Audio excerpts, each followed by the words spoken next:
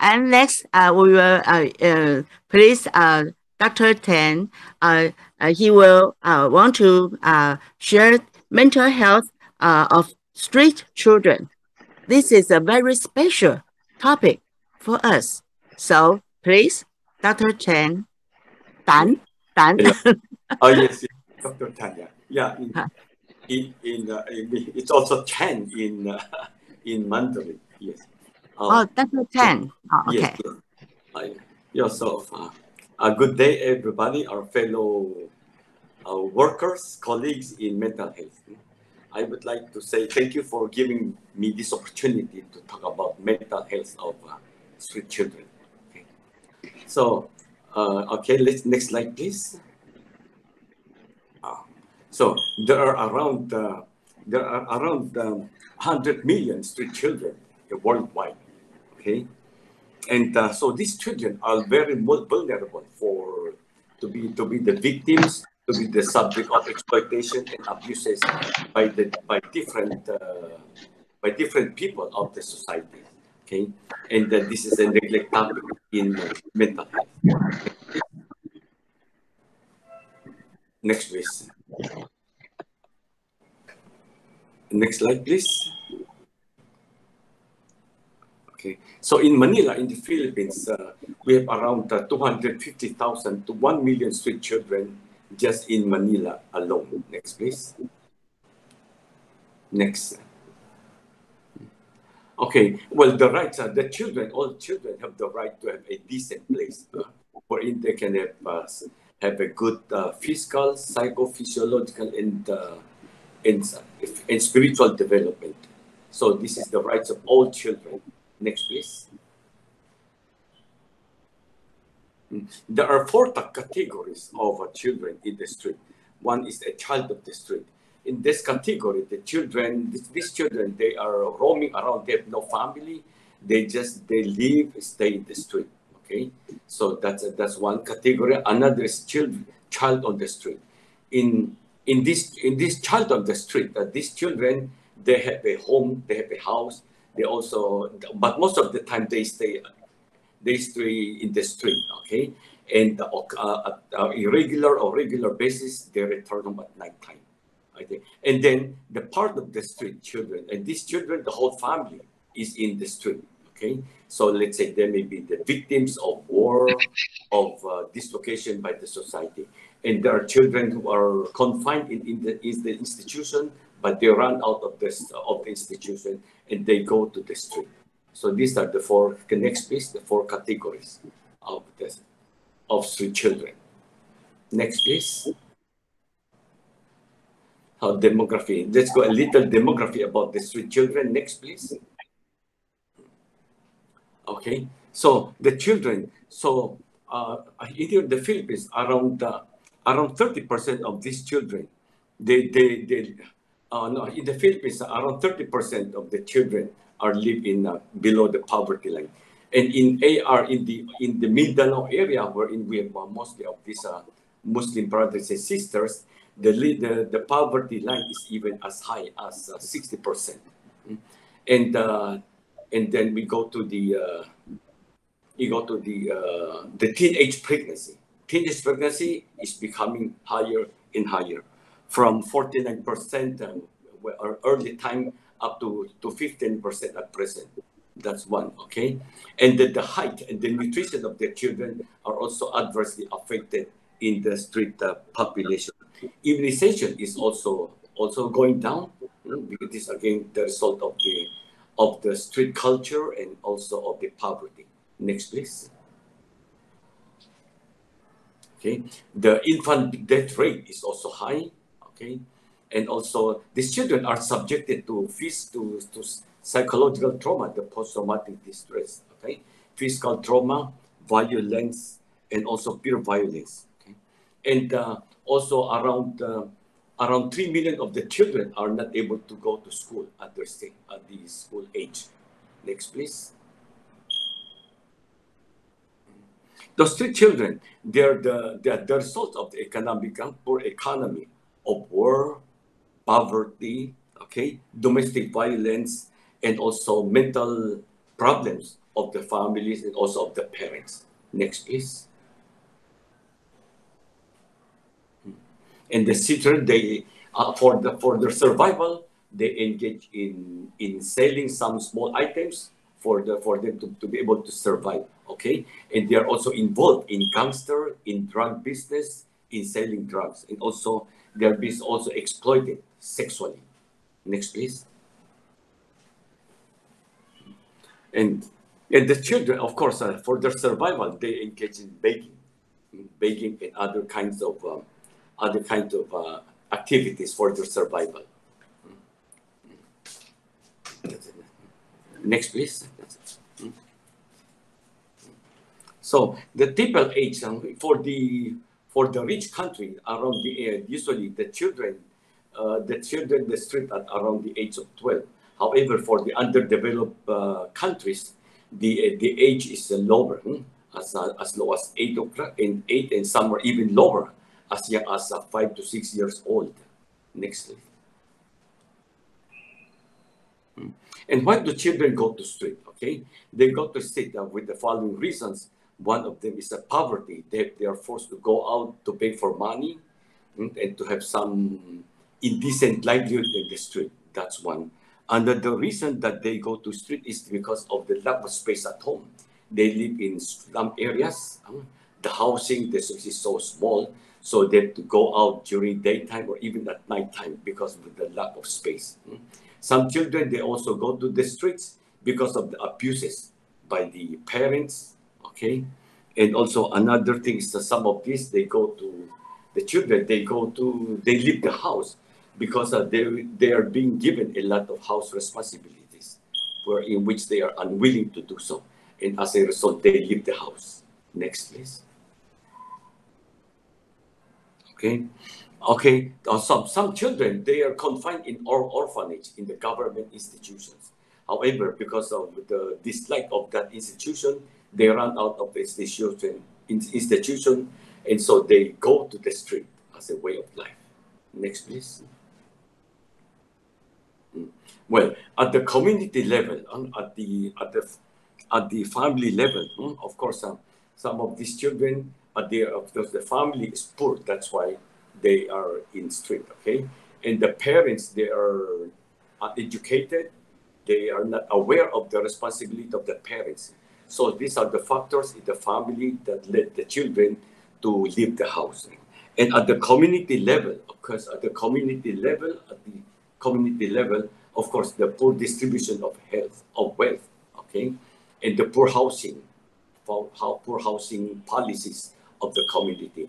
And at the national level, of course, poverty, socioeconomic policies, all of these are contributory factors to the street children phenomenon. Next, please. And these street children, they have a lot of problems, okay? Like social problems, okay?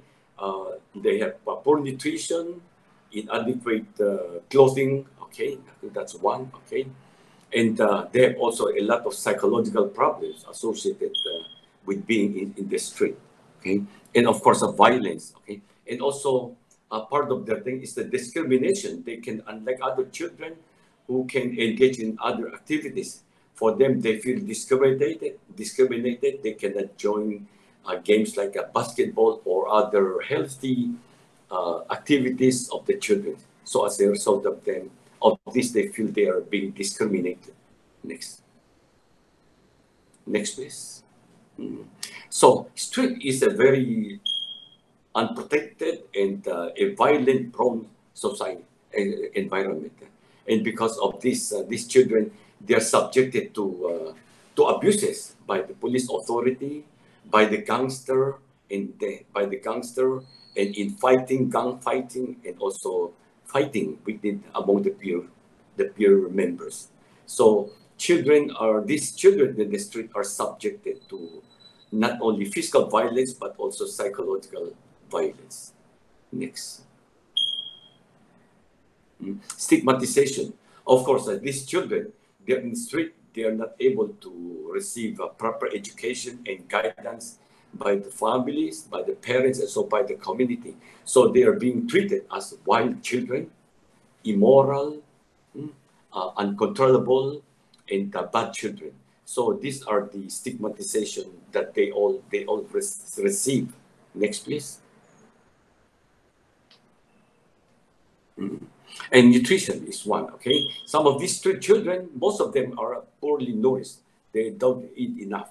Some of them may be able to eat enough. However, the foods are poorly nutritious. Okay, and because of this, of the environment, because of the nutrition, they contract different diseases like tuberculosis. Okay, skin diseases, parasitism, medical and other mental health. And of course, nowadays with this, we have this also this HIV and AIDS.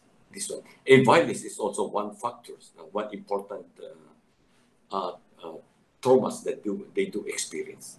Next, please. So these children in the street, they suffer, okay, from psychological, mental, and also learning, okay, because of the poor nutrition, the cognitive function are being affected. Next, okay, pregnancy is one. Teenage pregnancy, okay, the improper, the poor education, the promiscuous sexual experiences, and this affects not only the girls but even the boys. So sexual problem and the associated sexual abuses, all of these are also problems of street children. Next, please. Okay, the experience in the past, okay, like in typhoon, earthquake, war, okay, demolition, abuses by different people in the societies. All of these are constitute the traumas for these street children. Next. Okay, a transitory lifestyle. Okay, because they live in squatter areas. Okay, so in wartime they have to transfer from one place to another. In urban areas like in Manila, because they live in slum areas. Okay, anytime they can be their house, their poor houses structures can be demolished by the police authority, by the owners of the lot. You know, and as a result of this impermanence of the housing, okay, the feeling of insecurity, all of these are constitute psychological problems and mental health issues for these children. Next.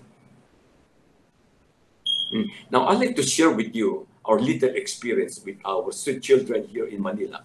And we have a center by the name of Siglatal. In this center, it's a small house wherein we try to house street children. And these children, actually, they engage in a lot of these illegal activities like stealing, snatching, engaging in drugs, sexual activities.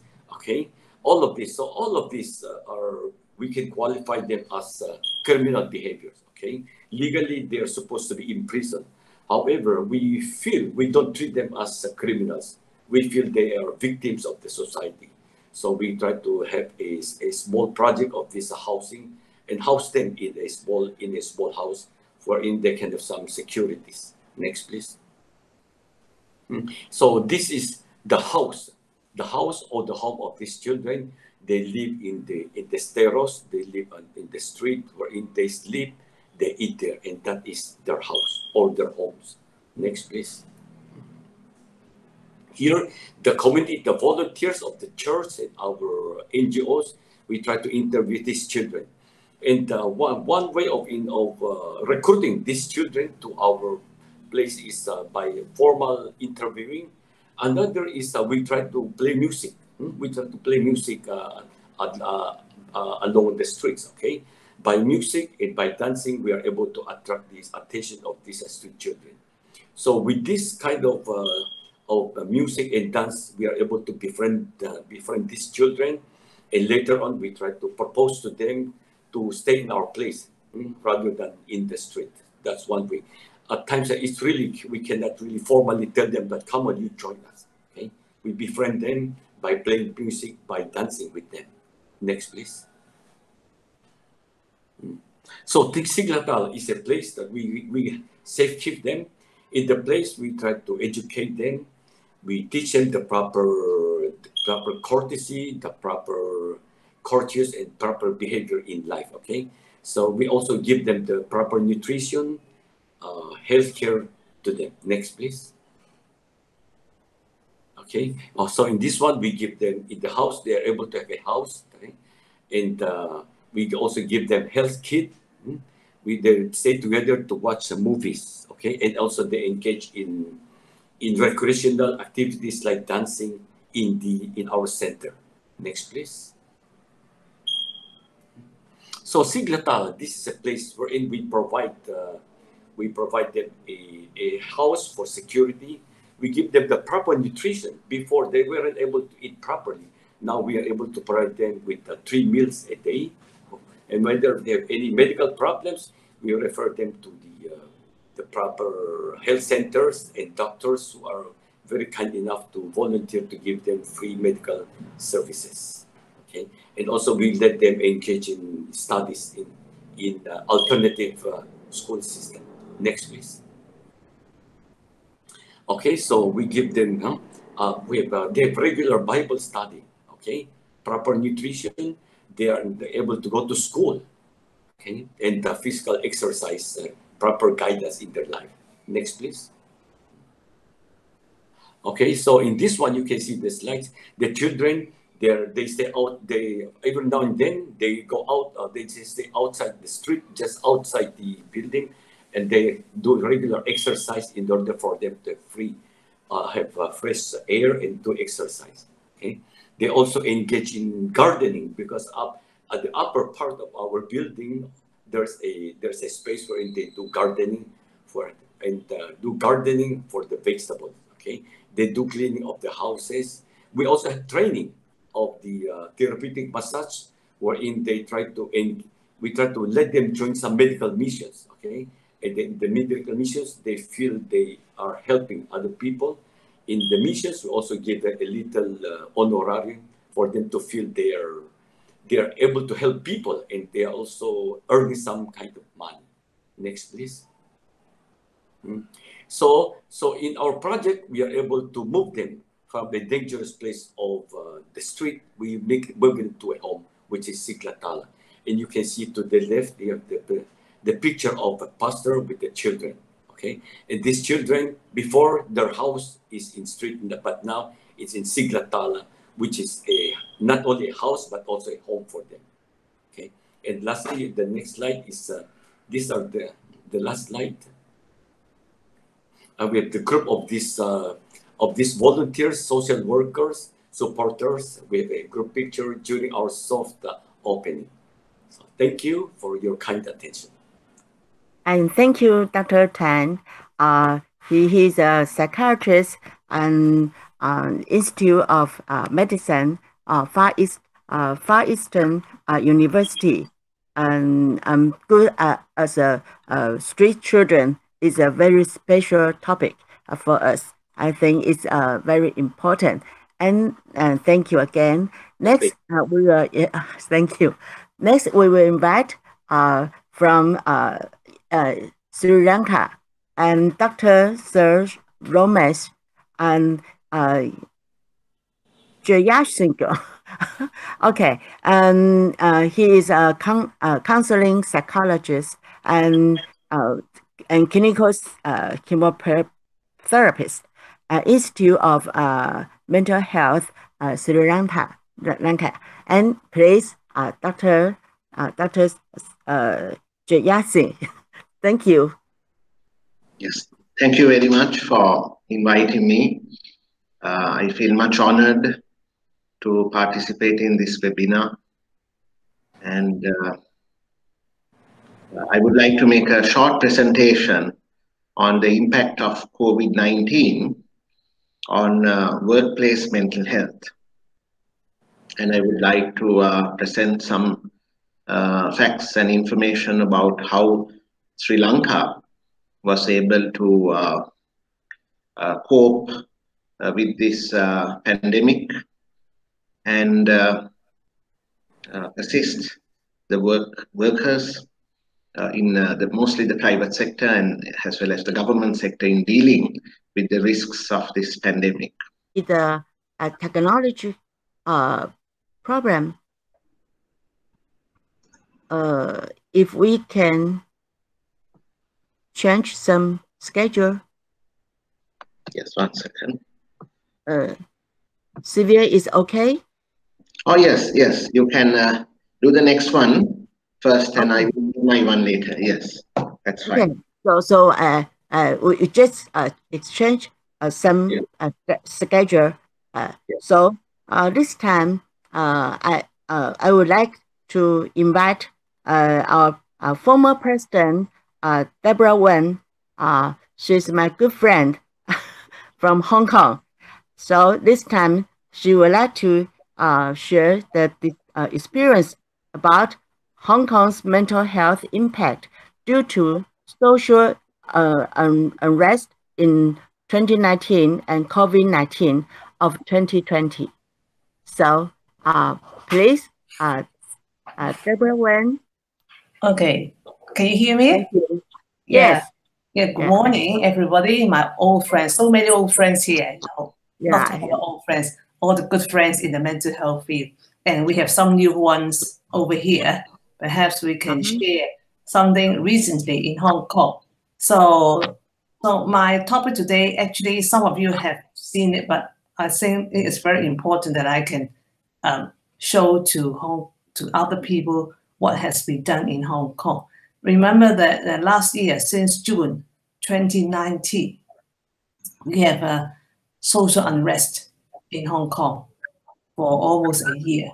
And then comes this year, in early 2020, we have the COVID-19. So both matters affected a lot in Hong Kong. So I present this PowerPoint. It's not made by me, but it's by Hong Kong, my good friend from Dr. Eric Chen from the Hong Kong U's Faculty of Medicine on the Department of Psychiatry. It's very good that they did the study on this. So I share with all of you on this issue. Okay, next slide, please. Next slide. Yes. So in the past year, Hong Kong experienced a succession of prolonged and resurging population stressors, social unrest, and COVID-19. So substantial mental health distress had already been observed in the early days on the rest in 2019. The impact of the ongoing stressful events differ from the one-off event. It's not a one-off because months of events. Different types of stresses may interact over time to aggravate the resulting impact. Traumatogenic, reducing, and also depressiogenic, they may helplessness inducing. These impacts have the interactions, however, have rarely been studied. I mean, usually we have one-off event. Now we have a series of events. Okay, next slide, please. So it means PTSD. They have intrusive memories, avoidance, negative changes, alterations. Major depressive disorder, we have nearly every day very depressed mood, weight loss, insomnia, psychomotor, fatigue, and so on. So all of you will know about this, so I won't go into more details. Next, please. Next one, please. So this is the actually the survey being conducted from February to July this year using the self-help tool, Flow tool. The data helped understand the interactions between continuous stressors, individual risk, and protective factors. So 11,493 persons participated in the survey. You can see from the chart, so a lot of majority are female, 73%, and 26% male. And also from the age-wise, because it's particularly focused on the youth. So they start from below 25 up to 44. So 49% below 25 years old and 45% between 25 and 44 age. Next, please. Oh, this is the result. According to the result, the PTSD symptom distribution, we can see that 41%, 40.9% on the right-hand side. So those people really suffer from PTSD according to the questionnaire. Next slide, please. And also more serious is the 73.7%. That means 74% suffer from depression, anxiety level. So these are the from moderate to higher severe. You can see it is quite serious comparatively. Next slide. So actually, there's a concurrence of the PTSD and depressive symptoms in the middle part. Some of them also possess both PTSD and depressive symptoms. This is very worrying, 36.4%. Next. So among those, the two things, now we have the COVID-19 pandemic. So when we ask them what they are fear about and why they are so stressful. So actually there are two major factors. First of all, lack of protective gear. When we started when we have the COVID-19, we don't have any masks, we don't have any protective gear. So everybody's so scary. I mean, searching for it. And the one important factor is I feel lost about the future because they don't know when the pandemic will end. Even now, it's not ended, completely. But still, we have single-digit cases. But this is a very serious consequence upon the economy. So we don't know when it will end. And also, those who are working in the high-risk positions, that means interactions with many people are really scary about it. Next slide. So, in addition to the COVID-19, we have the personal stressful life events. So major problem is about a conflict with the family, because when we have the social unrest, the whole family is divided. What we call the yellow and the blue. I mean, those who supported unrest. Supported the people to go to the street to do anything, ruin the whole the streets and so on, causing a lot.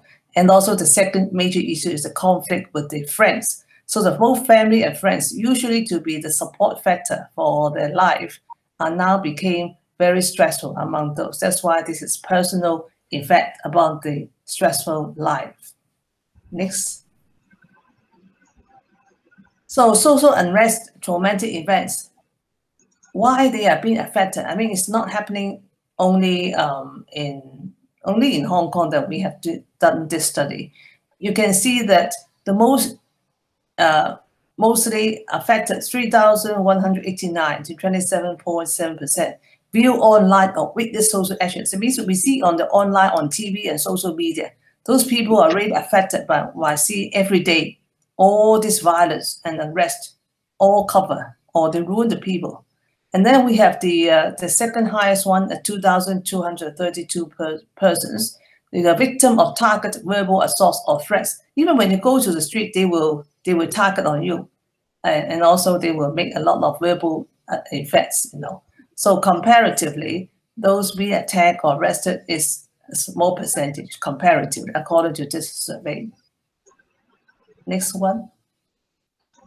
So the symptom distribution across traumatic events, traumatic categories. So actually, you can find that in the PTSD symptoms, they are more or less the most important is being beaten, attack, or sexual violence. I mean, both in size, you can see the stressful one, and also the arrested and detained, victim of the target group, experience violent dispersal.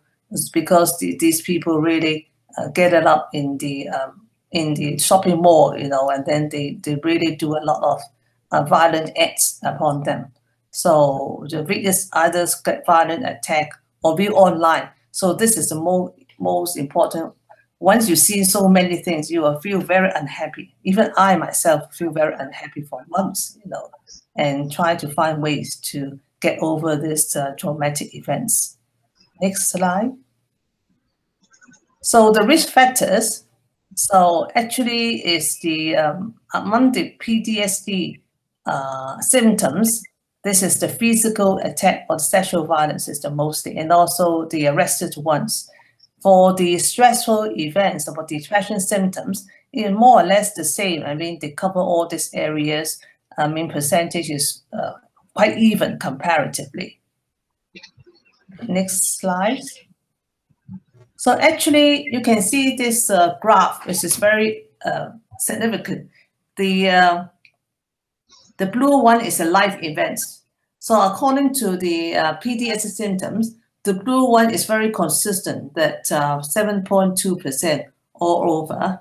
I mean, you can see that COVID-19 is 9%, but the social unrest one is 25.4%. So the social unrest cause a lot of PTSD symptoms. This is the most serious on the left-hand side. For the event-induced depressive symptoms, you can see the personal life events 8.5, comparative a little bit more than the PTSD. And also the COVID-19 is only is higher than the social unrest, is 12.3, and the social unrest is 11 comparatively. So the depressive symptoms have equally affected by both social unrest and also major by also the COVID-19 and also by personal events. So personal events. Okay, next one. So the youth presents significantly more PTSD and depressive symptoms. You can see that among the age, well, actually we are over 45, so we are on the safe side comparatively. But those who are younger ones, you can see that the depression is higher in the less than 24 years old, and also 45.6 and 49.6 about the symptoms. And between 25 to 44 years old is equally the same. And also the more advanced age to greater than 45 years old, so they are less affected by it comparatively. Okay, next one. So we find that their symptom reactivity, those who are reactive is about 54.5%, and they have the stress reaction. So they are more or less likely cope with the stress or PTSD. But those who are non-reactive, I mean 45.5% for PTSD depressive symptoms, there's no improvement in symptoms. They are really probably disorder, and they should seek help in that sense. So that is about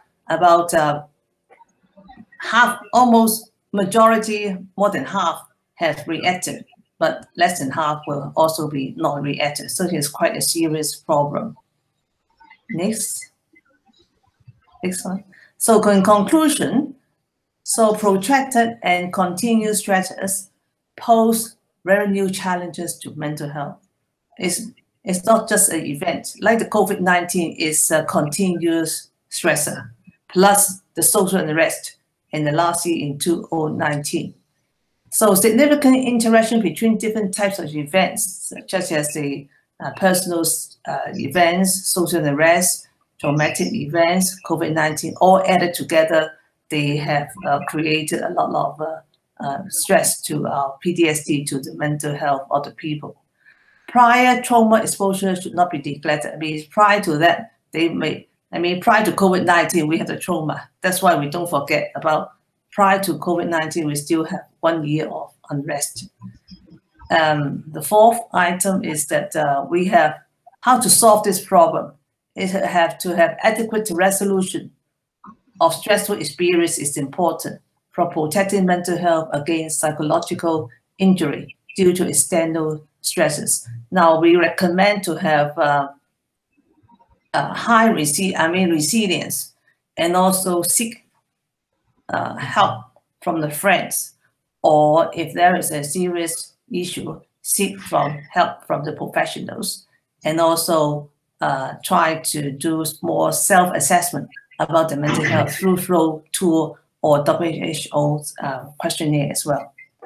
So lastly, mental health outcomes depend on different types of population level and individual level stresses, their interactions and individual risk and protective factors. So all these are interrelated. So we must observe the populations, how they respond to the social unrest, how they respond to COVID-19, how they respond to personal life, especially during COVID-19. We call it, we are so very tired about staying at home, doing work over, online, doing Zoom meeting, no interaction, no going away from home because we are not allowed. If we travel, you are not allowed to travel up until now. So you are more or less self-enclosed in your own country.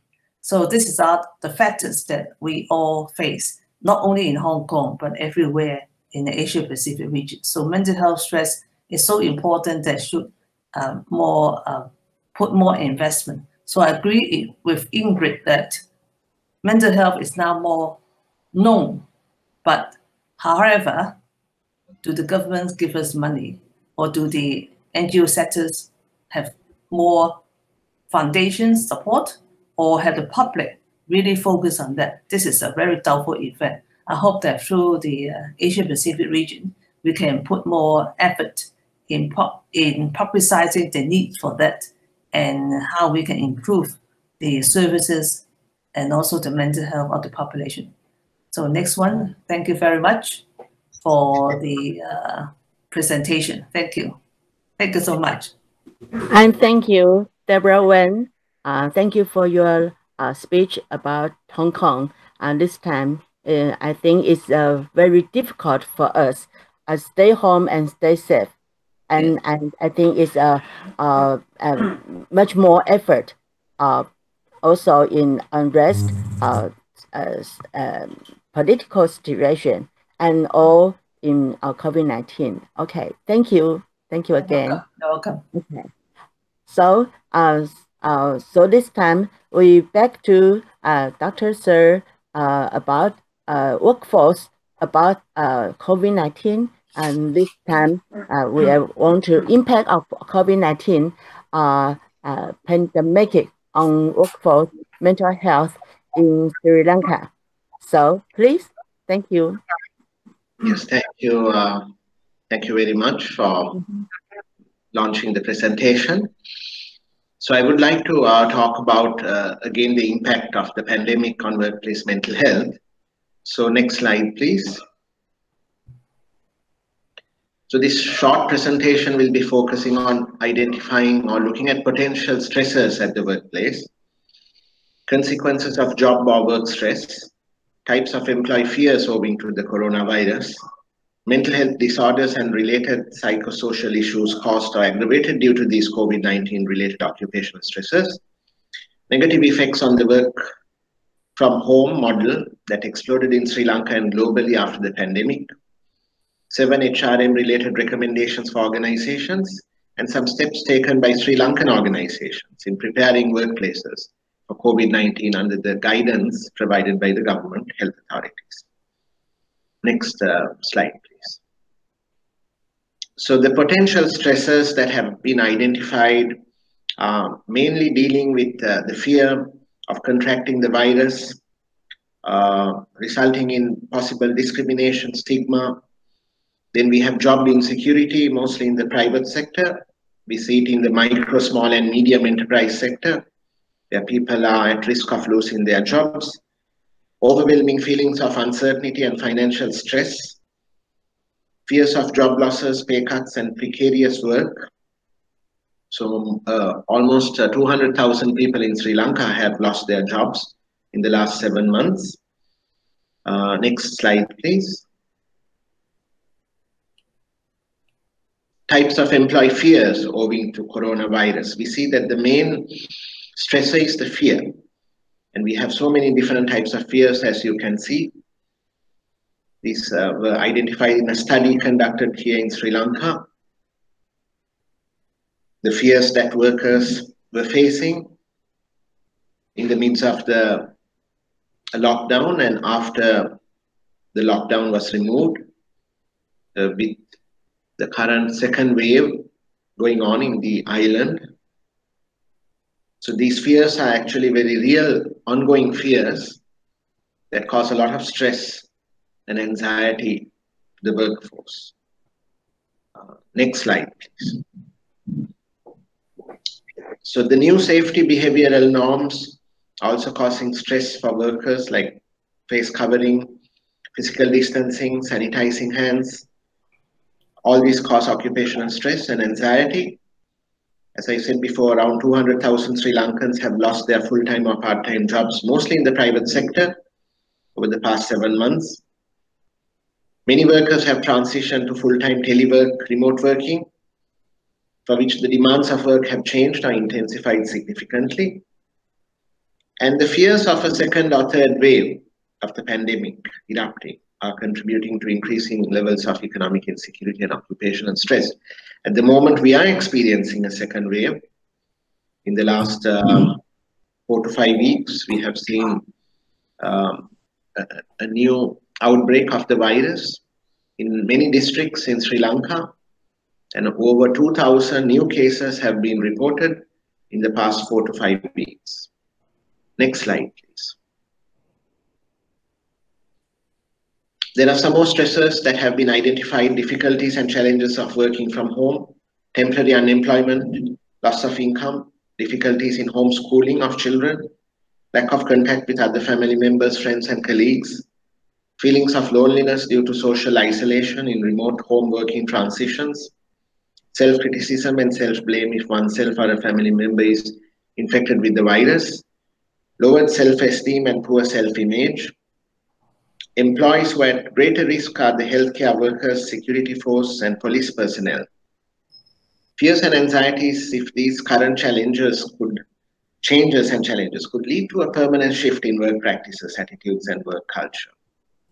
So these are all real fears that all workers in Sri Lanka and in many other parts of the world are facing on a day-to-day basis.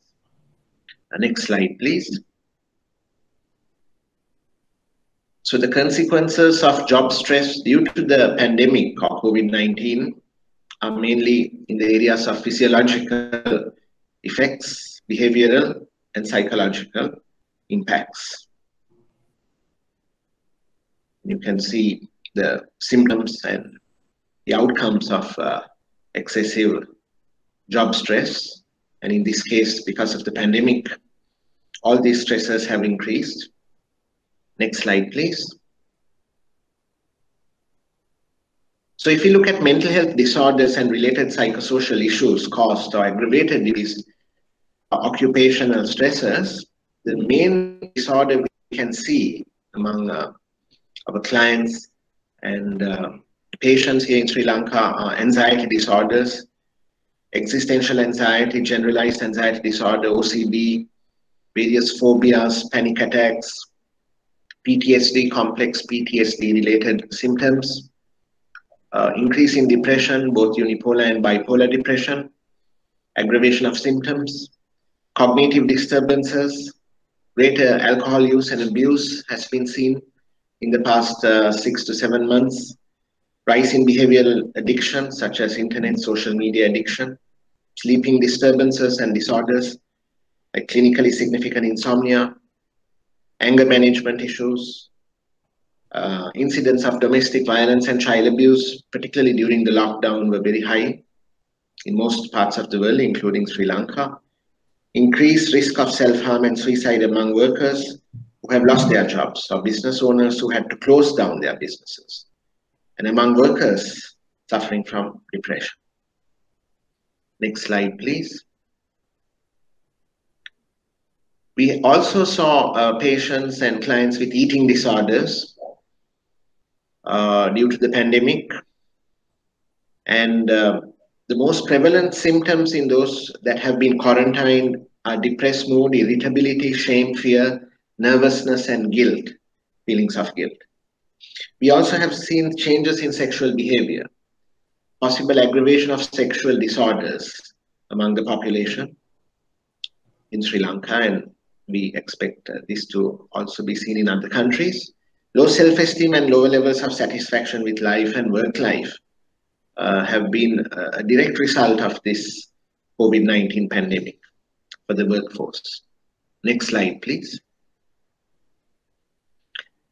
Negative effects of the work from home model that erupted in Sri Lanka and globally after the pandemic. Even though there are some positive effects of the work from home model, there are some advantages, as you may know. There are also many negative effects that have resulted from this model, and it has increased the stress of workers and the employees in our country. So the sense of isolation and loneliness that workers experienced eroded their productivity and lowered job satisfaction levels.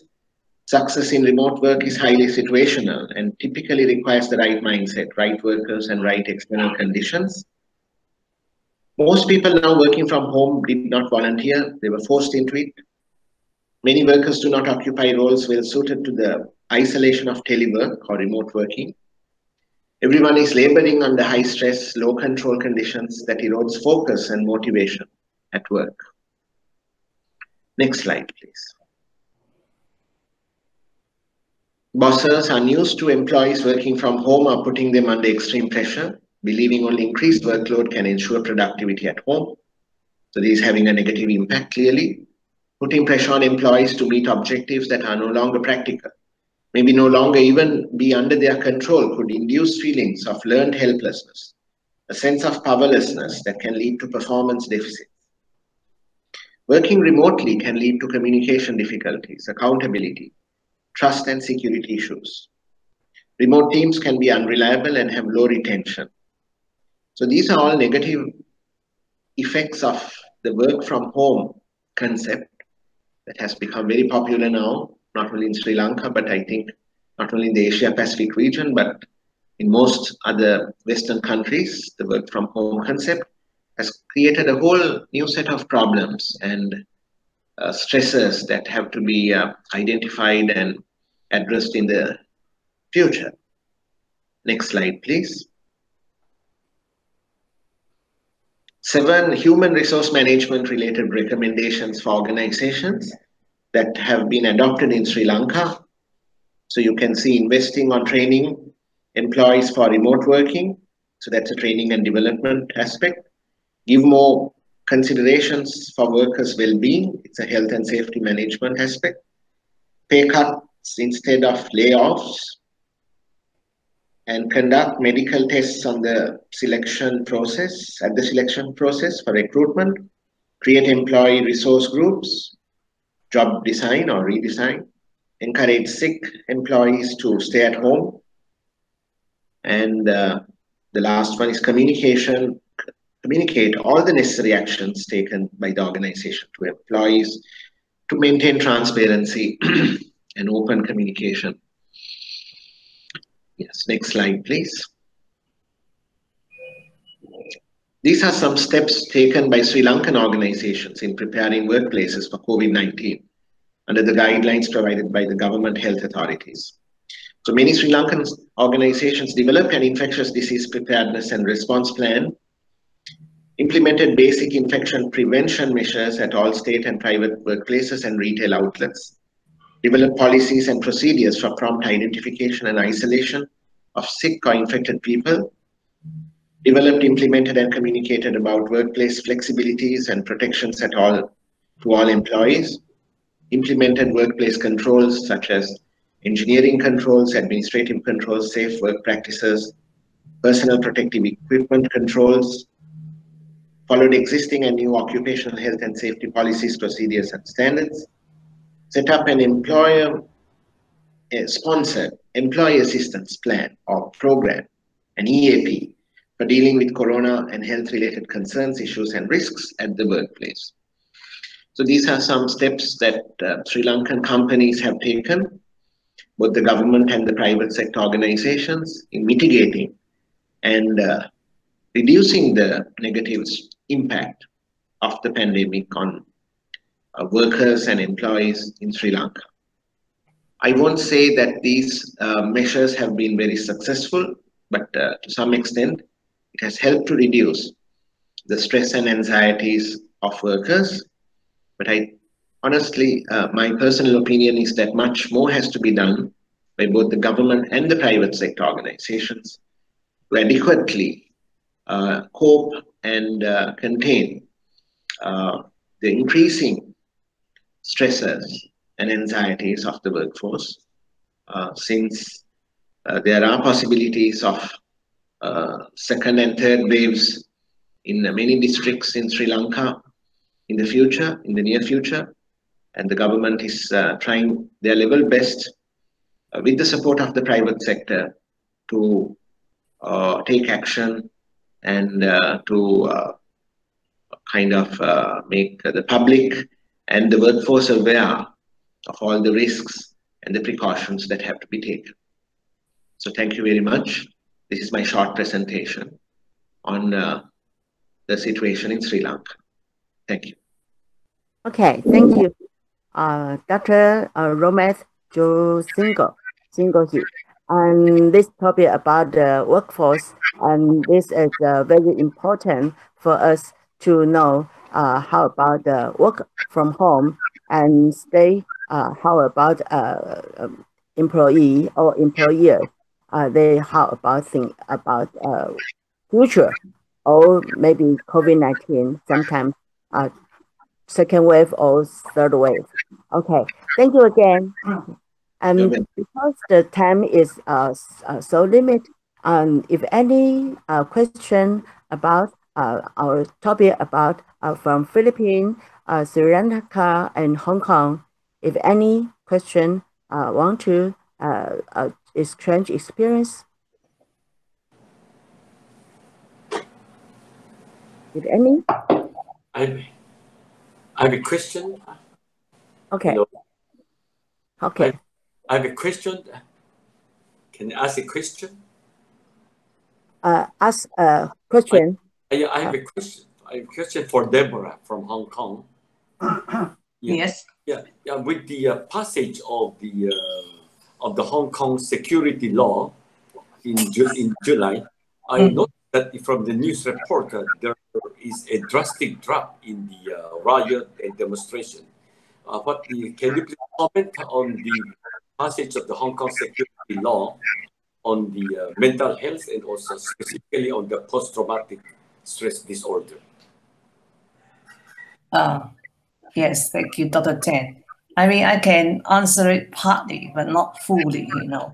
The Hong Kong passing of the national security law, in fact, Hong Kong has been preparing to pass the law on the national security under the old legislative council, but failed many times. Cannot pass it due to the opposition from the legislators in the past many years. For past 23 years, we cannot pass the security law within the Hong Kong legislature. So the central government, I mean the mainland government, being part of the one country, has prepared and also adopted the national security law because they found that partly the social unrest created what we call the split from the country. And we want to be independent.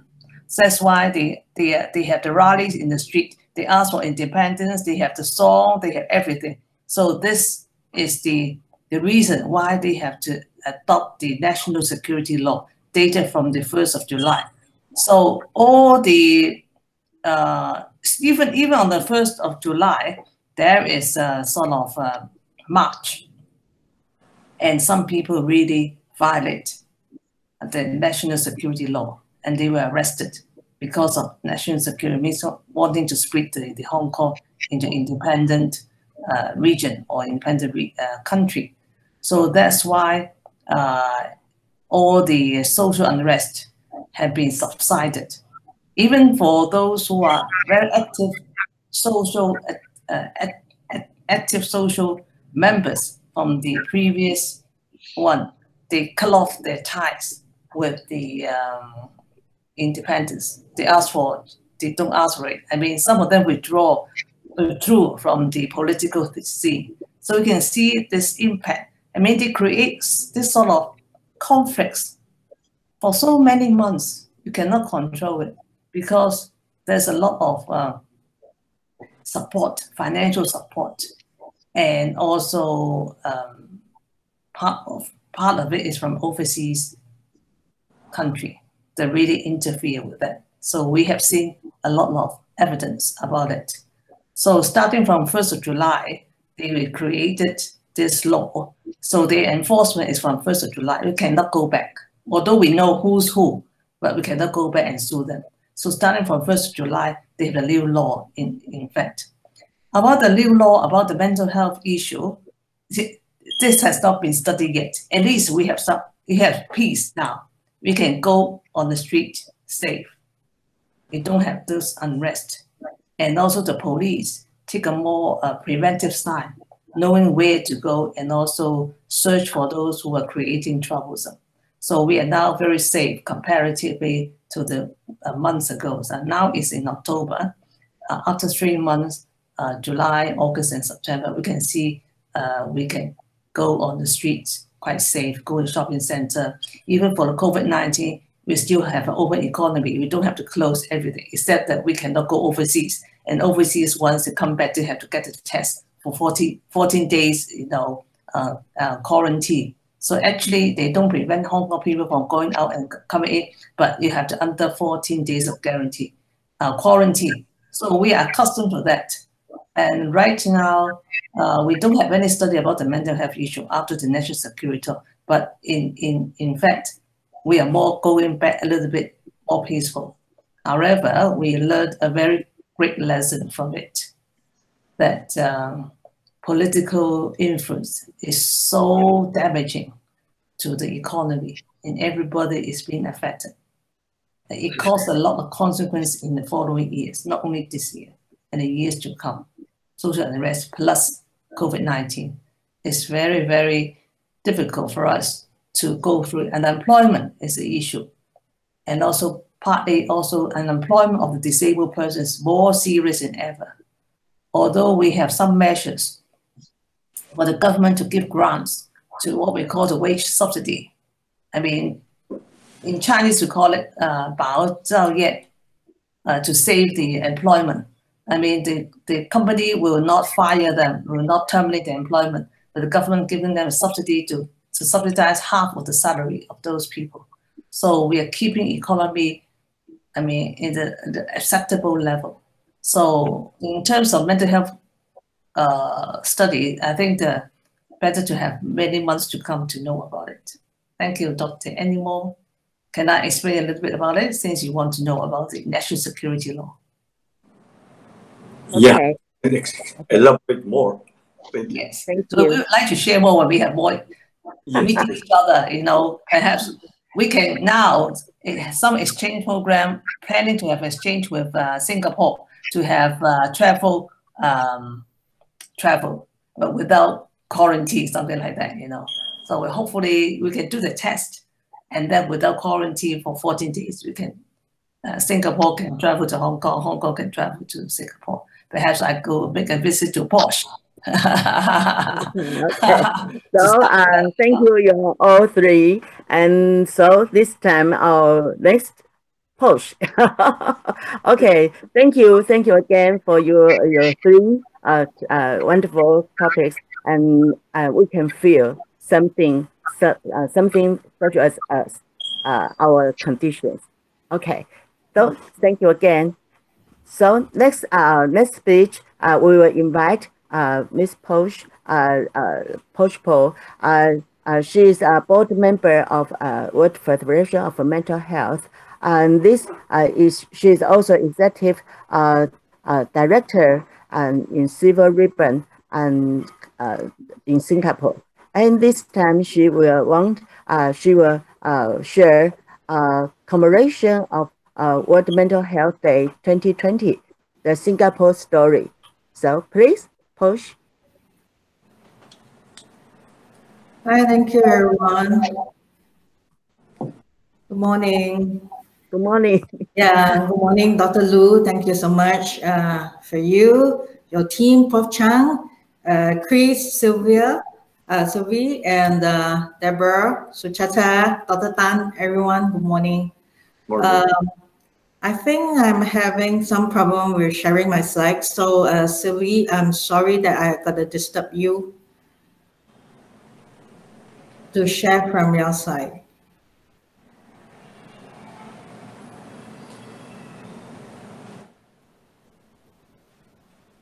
We can share the slide for you. Thank you. Thank you. Okay. Yeah. And Deborah, I'll be flying over to Hong Kong soon. Fly to Hong Kong, to Singapore. And hopefully next time it's Taiwan and Taiwan and Thailand. Yeah, you look forward to that. We want to spread everywhere. Yeah, thank you so much, Sylvie. Yeah, so sorry, last minute hiccup. So I'm going to rush through the slides. Mainly is just to share about what's happening in Singapore. Of course, we talk about the COVID outbreak. We have 57,000 cases in Singapore. And out of the 57,000 over, we have 28 deaths. And right now the government is like controlling it, so it's well in control. So I move on about the need to call to action when you talk about greater investment in mental health. So World Mental Health Day is really, really important. So I'm going to share briefly about World Mental Health Day. Yeah. And next slide, please. Thank you. Yeah, so this is about Silver Ribbon, and it's founded by this beautiful lady, very kind-hearted lady who started Silver Ribbon in United States in 1993 because she has a son with schizophrenia. Next. Yeah, so for Silver Ribbon Singapore, which we are operating from, it was launched on 4th February 2006 by our late former president of Singapore. And next slide.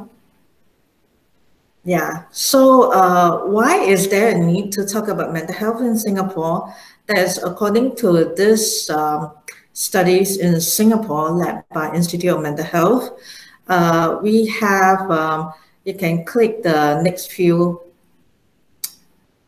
sentences.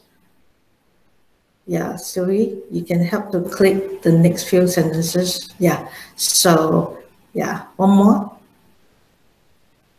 Yeah, so 1 in 7 Singaporeans actually experience a mental disorder in their lifetime. And according to the studies, the 3 top mental disorder would be depression, alcohol abuse, and OCD. So the proportion of people having 2 to 3 or more mental disorder will be now increased to 3.5% from 2.5%. And next slide. Yeah, so I will share about the effort of the government agency in commemorating World Mental Health Day. Next slide. So it's a simple one, and this is a flyer by Agency for Integrated Care. So it's reporting to Ministry of Health. So what they did is they compiled the whole list of World Mental Health Day events in Singapore, and they help us to publicize it. So in Singapore, it's a collaborative effort. Next slide. This is another one. Next slide. So this is an effort by National Council of Social Service, and it comes under the Ministry of Social and Family Development. So we have this virtual concert, and you'll see some familiar faces, especially from Hong Kong or Taiwan. We have Stephanie Sun, who is very popular, and she was involved with the whole list of celebrities in Singapore to commemorate World Mental Health Day through this virtual concert. And next slide. Yeah, and National Council of Social Service actually created this video clip on the clock to raise awareness on promoting mental health among the males, the males, the guys, to encourage more guys to come forward to seek for help. And next. So we talk about Samaritan of Singapore. What did they do? Next slide. So they actually launched a text-based suicide prevention service on 10th of October. So on 10th of October and throughout the month of October in Singapore is crazy because like all the mental health organization or social service agency are busy commemorating World Mental Health Day. And next. So how about our organization and my team? Next. So what we did is we always believe in collaborative effort. So on 10th of October 2020, we invited 10 key opinion leaders. So we invited Mayor Fahmi, there's his mayor in Singapore, and he was joined by 9 other key opinion leaders from different mental health organization or ministry to share about mental health. So they presented on mental health and LGBTQ, mental health for caregivers, mental health for sex workers, mental health for migrant workers. So it's a collaborative effort with all the beautiful faces to share about mental health. And it was well received and the response was really good and it was well covered on the media. And next. What we did on 10th of October as well is that we launched this youth mental health resource kit because we observe a high suicide rate among the youth. And according to studies, youth between 10 to 29 is the highest suicide rate across compared to other age group. So we actually involve students from 10 school institutions in Singapore to join us in developing this mental health resource kit. And next. That was this very nice man. He actually is a Blade Runner in Singapore, very popular in Singapore. And he actually helped to raise awareness on mental health by having this World Mental Health Day run, 100 kilometer. And he also involved the media, and the media was with us throughout during this event and the run to raise awareness on mental health. And next. And we have very good dedicated youth and they work on all these posters to raise awareness on mental health on our social media. So it was posted on Instagram, Facebook, and Twitter. Next. So how about the government? Next slide. And we are so excited on 10th of October, actually, our Prime Minister Lee Hsien Loong made a speech on World Mental Health Day. And he mentioned so much about ensuring access to quality mental health care for every citizen is a major priority for us. And it was a great news. And next. And actually, the government announced that they will set up a task force to meet the mental health needs of Singaporeans, especially during this period of time. And the speech was launched by President Halimah Yacob. And next. So to advocate for change, first one is the need to connect, to spend time to understand the community needs and take note of their needs and not to assume their needs. And next. To collaborate. That's why we are doing things together like this, to involve everybody, the policymaker, grassroots leaders, everyone across, not only within our country, but across the world. And that's what Dr. Lu is doing right now. And the third one, and we need to be creative because of the stigma across the world on mental health. So we need to be creative and we need to customize our event according to the targeted audience and not one size fits all. And that's all I have to share today. Thank you so much for involving me. Take good care. Thank you, Sylvie. Thank you. I forgot to close the microphone and open it again. And thank you, Posh, your wonderful and great speech. In Singapore, you have to do a lot of things. I think it's a great thing we can learn from you, and you do so much effort. And I wish to see you soon maybe in Singapore or in Taiwan. Okay, and I think it's very important. There's a long time we didn't go abroad. Last time I go to Argentina till now. Okay, so thank you again. And next speech is the last speech in this conference. We invite Zhang Jue, Professor Zhang. She will share the experience in Taiwan about call for action to invest mental health, GO and NGO. Taiwan is response to Mental Health Day, and we invite. She is also our former president in Mental Health Association in Taiwan. And this, please, Professor Zhang. Okay. Hi, everyone, old friends and new friends. I'm glad to share what we've been done for World Mental Health Day.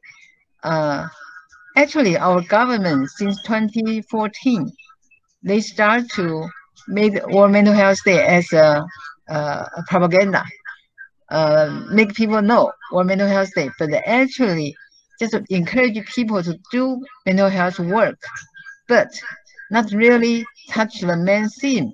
Sometimes not. Sometimes just everyone have their own announcement. Okay, so see my first slide. Okay, so today I just like to share what we've been done for our government in different country, city, county or cities. They do some activity. Sometimes they all even make mental health, World Mental Health Day as a World Mental Health Month, because September 9th is the Suicide Prevention Day.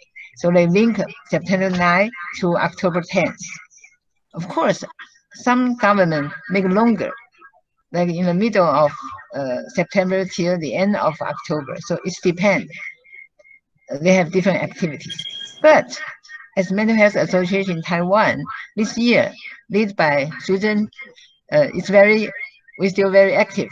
So we take the action for signing up the agreement, the commitment, asking our government, asking our NGO, asking our CEO in some foundation, etc., and even our legislator people, if they like to make commitment. Then we collect their commitment letter. We will have our October 28th, next Tuesday. We will have the press conference and make the results. Okay, so right now let us see the our activities for the local government. So we have 23 governments and different city or counties. So they make different activity like a film, press conference, or lectures, or some other. They also sometimes mention mental health, but specific only on elderly, or parental mental health education, or maternal mental health, or workplace mental health. Next. Okay, this is Taipei City. They have their workshop and their lectures. Okay, next. And this is Keelung City. So they have also some, so everyone has different talking about their own voices about mental health and always talking about love, respect. Okay, next. And this is for Taichung City. So they have the mental health, open mind to well-being. So they launch Mental Health Month from website, also publicize mental health related events on social media. So they organize a series of talks on perinatal mental health, women mental health, and prevention of internet addiction. Next. So I'd like to share all the activity they showed. And this is from Chiayi City. So they also get some tips for good mental health life. Okay, get enough sleep, balanced diet, regular exercise, mindfulness, meditation, build positive relationship, etc. Okay, next. So this is for Tainan City. They also have a festival in the beginning. Then they have the 1 month activities. Next, please. And Kaohsiung City, they use love, listen yourself, listen your mind. Love yourself, listen your mind. And they always set happiness, empathy, love, resilience, and appreciation as their core topics. Okay, next. And this is Penghu. Is a how to say that?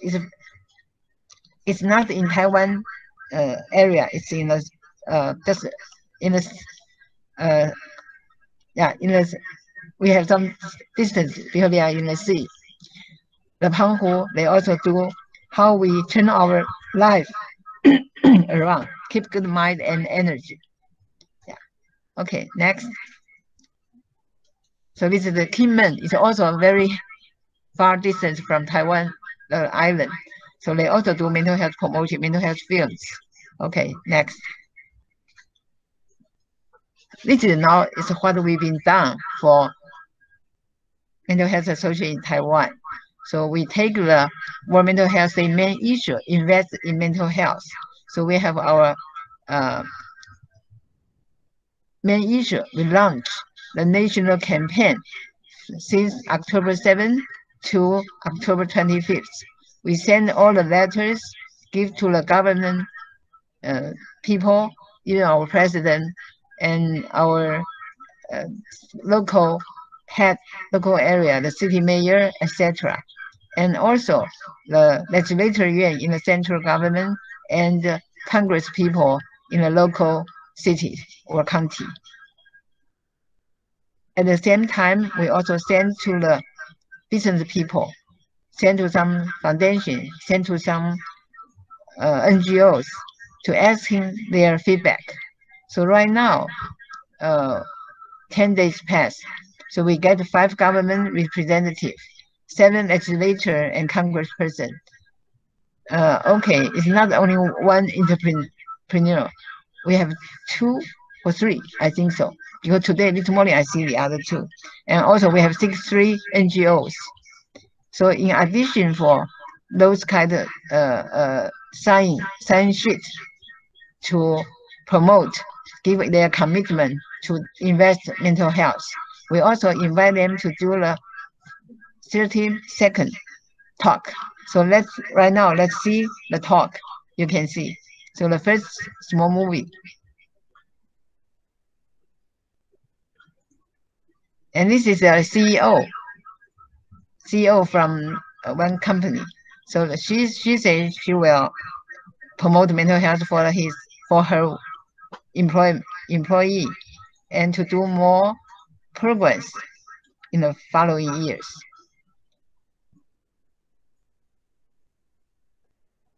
Is it okay? 心理健康。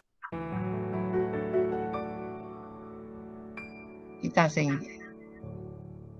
我是黄竹莹，响应2020年世界心理健康日，作为竹签科技股份有限公司的执行长，我承诺在我们公司内部建立一个优质的员工心理健康环境，同时帮助其他企业推动员工心理健康促进服务，协助推广照顾心理健康的理念，为全民的心理健康贡献己力。To all the people they served. Okay. Then the next movie from Dr. Chiu is doing our mental health and COVID-19. And IRDA Sports TV. 10月11日本来是国庆 This is take our last year's movie. 心理健康日，中华心理卫生协会也特别 It's October 10th. 一起推动增加心理健康的投资。And this year is increase the mental health investment as our year main theme. 做这方面的更多的预算，更好的政策。统计各国在心理健康方面的预算，平均只有2%，明显So 也有不断呼吁，政府也有在重视做一些的规划。 So the budget is not enough. So we asking all the people, invite all the people come to join us, give our government or local government more requirement. We need invest more budget for mental health. And the other one is the legislator. They should keep an eye on to push the government to make their budget more on this mental health side. Okay, thank you. Next. So the next, we have our mental health and COVID-19. So we do the books donation, make people aware. We can ask him for some books related to mental health.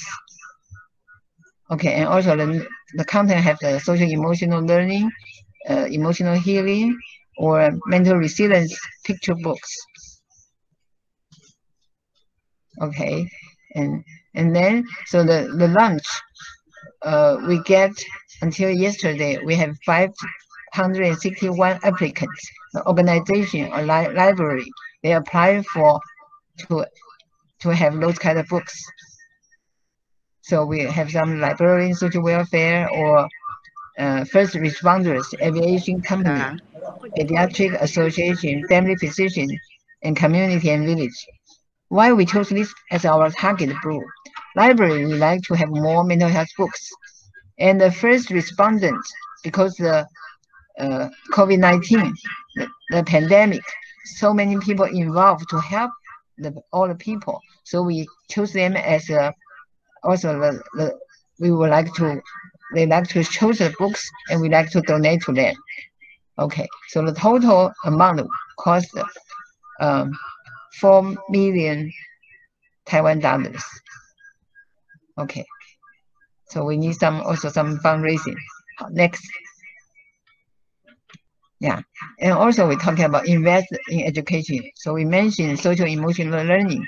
This time we talk invest US $1, you will gain US $11 return.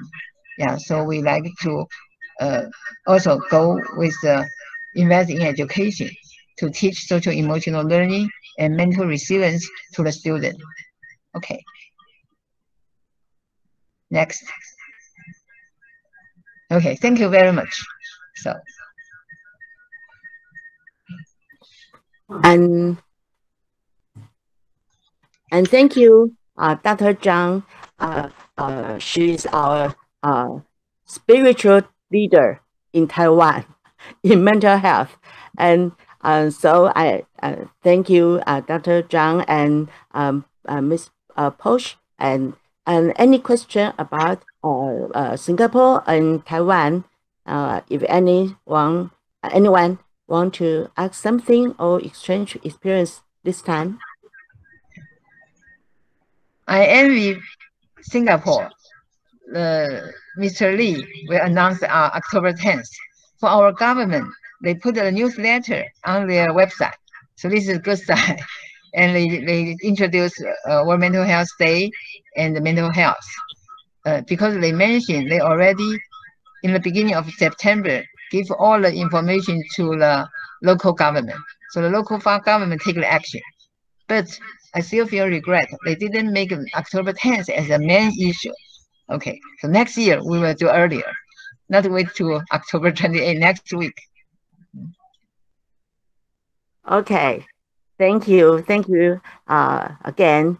And because the time is up, and so I thank you everyone come to Asia Pacific World Mental Health Day 2020 webinar. Thank you for taking time out from your tight schedule and being here with us today. It's a world where people are fighting over one of the worst pandemics in the history. Our bodies are exhausted, so are our minds. As advocacy of our mental health, we need to look over the status of public mental health and raise the alarm. Today, our 7 guest speakers gave us a tour of each country's mental health status, including Thailand, South Korea, Philippines, Sri Lanka, Hong Kong, Singapore, and Taiwan. See how they coping with the situation of COVID-19. From there, we might exact some inspiration to expand our own country. There will be total, have been 3 panels, and after each panel, we are discussion and we have a fruit, a journey from this conference. And so I think, thank you again. And also, thank you, our President of World Federation of Mental Health, Miss Ingrid Daniel. She get up so in the midnight to have a good speech for us. So at the last, our Sylvia will say a little word about to have the questionnaire for us to give us the opinion this conference. Thank you.